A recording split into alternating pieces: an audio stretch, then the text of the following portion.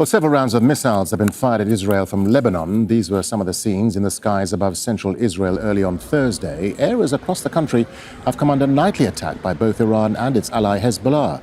Attacks during the day on Wednesday hit near the northern city of Haifa and also caused a large fire at a warehouse in the central town of Yashresh. Well, joining us from Jaffa in Israel is Abed Abou Shhadeh. He's a political commentator. Abed, so we heard from Israeli Prime Minister Benjamin Netanyahu saying Israel will expand its buffer zone into southern Lebanon right up to the Litani River.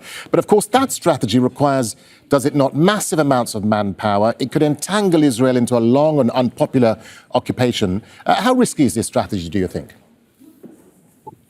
I think it's a very weird strategy, and especially with the ongoing internal criticism from the cities that border the Israeli-Lebanese border.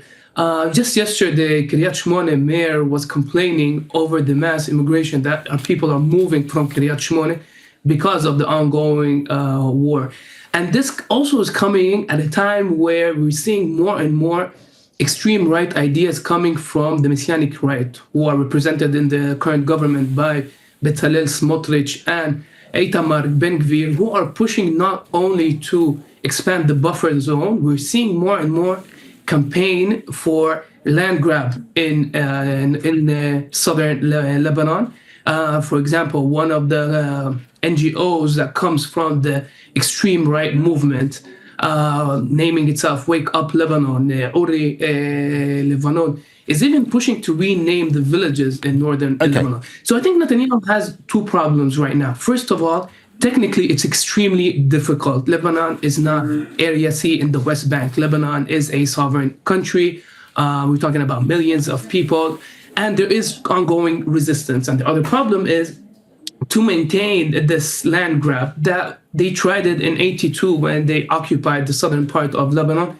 It took a price, both the human casualties, but also when it comes to soldiers on the ground keeping hold of this land, it might translate into less people in the workforce and more casualties from the Israeli side. Yeah, Abed, let me jump in here because I wanted to ask you, what's the public mood in Israel about the offensive in southern Lebanon? I mean, do Israelis think it's a much better option having a deeper buffer zone than having to evacuate Israeli citizens from the border area, which is basically a combat zone with Hezbollah? What are people making of it? I think it's extremely tragic, the public opinion in Israel. First of all, the Israeli public from the north to the south is paying a heavy price since the beginning of the war.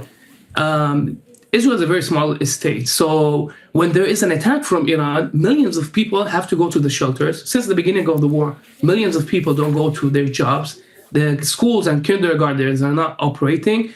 And you can't sleep well. And if you don't have a proper shelter in your house, you can't sleep. For a month now, millions of people are not sleeping. But unfortunately, the Israeli public opinion, especially after the 7th of October, is to use more force and more power. And this is not coming from a vacuum. This is coming from both political discourse and the mass media. Unfortunately, we're seeing even the opposition leaders, Yair Lapid, Naftali Bennett, Yair Goran, they all supported the war with this view that they could lead to a regime change in Iran, even though they couldn't do it in Gaza. So the public opinion is to use more force and to be more violent, but apparently it's not working out very well. Abed Abou Shhadeh, Israeli political commentator. Many thanks for your time, sir. Thank you.